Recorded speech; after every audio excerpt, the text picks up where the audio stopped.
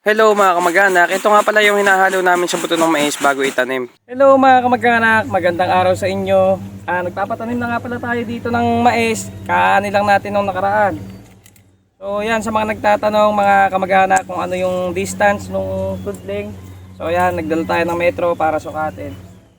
Dito nga mga kamag-anak ay kinuha ko yung pagitan ng bagsak ng buto sa kabilang tudling tsaka dito sa kinauupuan ko. Ang nakuha nating size dyan mga kamag-anak ay merong 1 metro at meron namang kulang 1 metro at meron namang mahigit 1 metro. So hindi pare-parehas. Yung pagitan mga kamag-anak ng bagsak ng buto ay naglalaro sa 1.8 to 2 feet. Medyo madalang mga kamag-anak, sinadya talaga naming padalangan kasi wala namang kwenta kapag sobrang sinsin ng tanim mga kamag-anak. Kumbaga hindi nakakalaki yung mais mga kamag-anak kapag sobrang dikit-dikit at malapit yung pagitan. Kapag kasi medyo malayo yung pagitan niya mga kamag-anak, malaki yung porsyento at nakakalamang na lumaki yung mga mais natin. Kaya nga medyo maluwang mga kamag-anak yung pagitan ng tudling dahil nga ibinabase namin yan sa Fuji na pumapasok dyan kapag aararuhin yung pagitan ng mais. Pero kung kayo nga ang magtatanim mga kamag-anak at hindi naman yan papasokin ng Fuji, pwede nyo medyo kiputan yung tudling. Tigda dalawang buto nga pala mga kamag-anak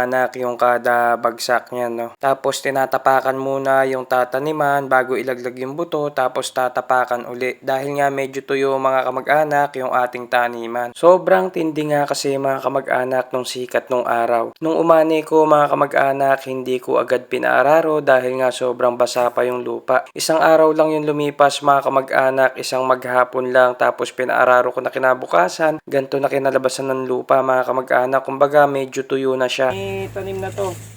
Ito, tsaka ito.